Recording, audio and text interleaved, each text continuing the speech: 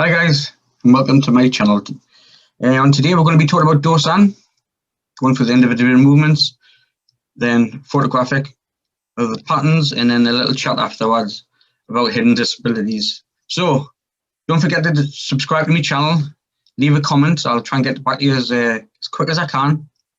So without further ado, let's get going.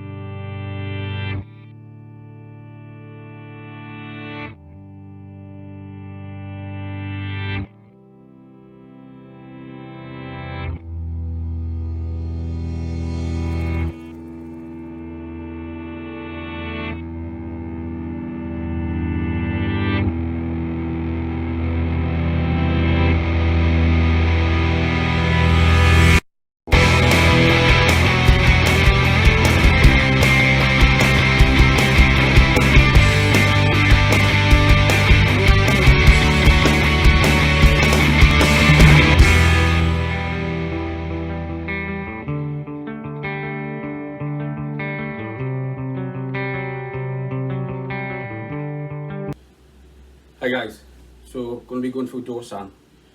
Yeah, each individual movement first, and then obviously through the photographic of every movement. So first move, high side block. Yeah, so make sure it's in line with your eyes.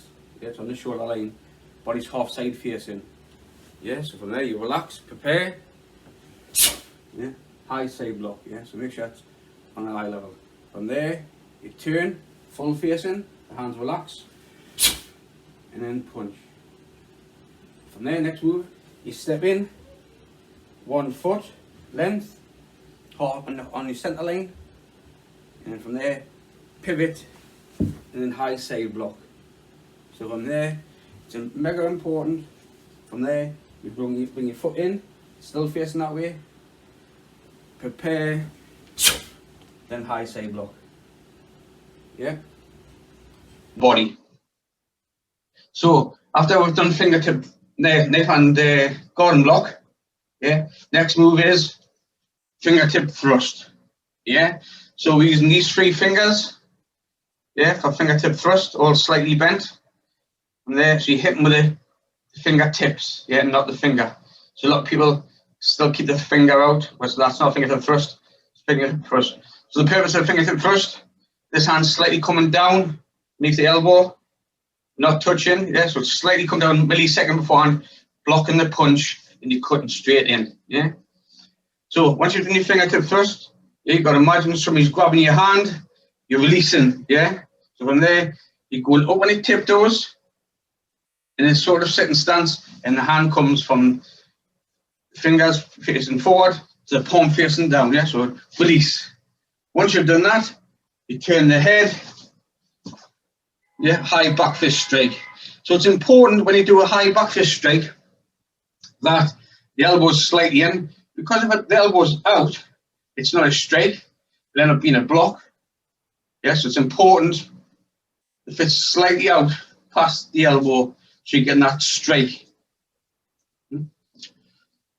Pardon me. So once you've done them, yeah, from your punch on the EF line, you bring your left leg in, half shoulder width, hands come up, so it crosses at solar plexus, and then comes forward. Yeah, so it's high section, so it's a high wedging block with the outer forearm. So same again, you got to understand the application of the move, yeah? Somebody's going to grab you, you can't just go like that, yeah? It's important you come up through their hands and pushing their hands out, yeah? So you're still staying in the body frame, yeah, the elbow is slightly angled out, not straight, yeah, so you're pushing them arms out. And after that, from there, it's a middle front snap kick, and then from there, 2 fast motion punches. So middle front snap kick is your solar plexus, yeah, so it must come higher than the lower section, yeah, so not low, low abdomen, middle front snap kick is solar plexus. Once you've done your first punch, it's important that heel's down on the floor, I'll show you my heavy leg.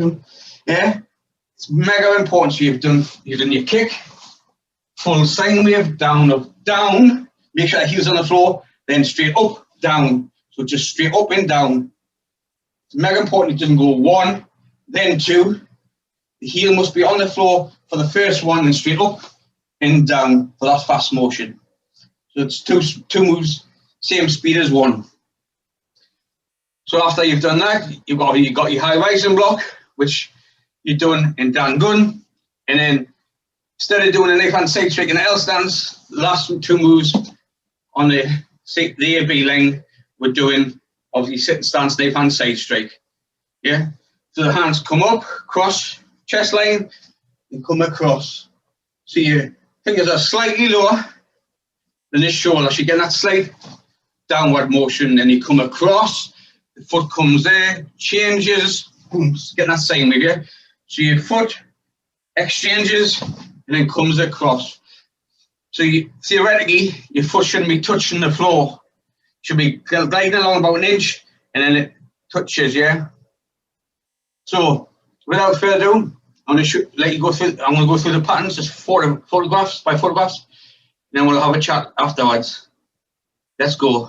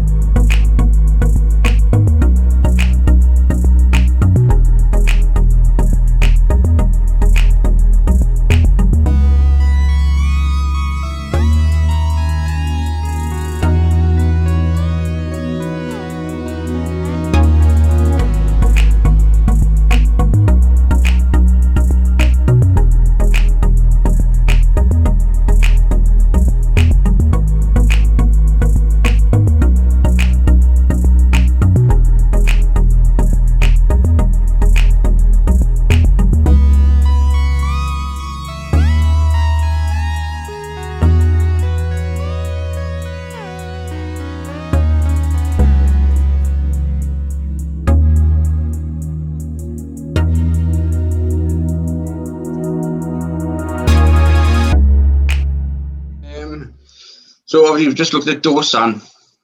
So if you're a new green tip, I hope it's helped you understand the movements.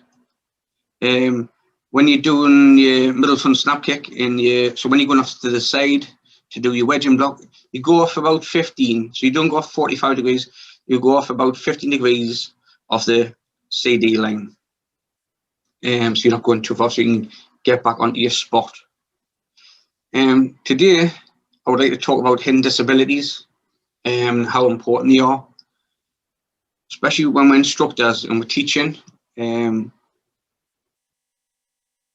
know some of them, or get to study or learn or look up on Google, like depression, especially today's society, the way things are going on. Depression's massive, anxiety really big, things like asthma, chronic illness, things that you can't see. So it's these sort of things that we need to be aware of as instructors and a bit more caring and understanding. Yes, some students we can teach like military, hardcore, hitting the pads and explosiveness, but older people, yeah, we need to think about obviously the joints. Yeah, so there's no need for them to hit hard. So you have to look after your joints, look after yourself. So it's important. You can't teach that way with older people, especially if they've got bad arthritis. So they can still do the moves, but just in a gentler way. If they're hitting a pad, by all means, they can hit a little bit harder. But if they're just doing it in their class, up and down, nice and gentle is more than enough. But if you see that some of these, like, are not themselves, not very happy, just take a step back and have a think. Have they had a bad day at work?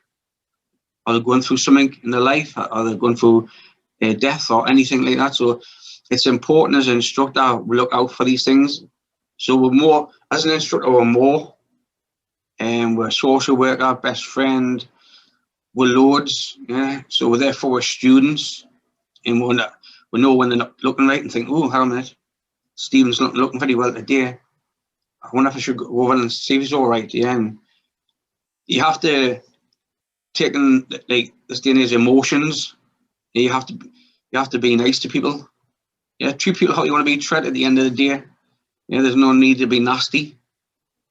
So that's my little talk today about hidden disabilities. Obviously, look into it.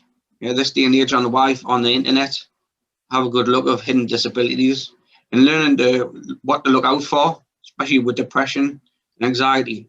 Yeah, what's the key things to look out for. So I hope it's helped, and I'll see you tomorrow for 1 euro. Right, thank you very much.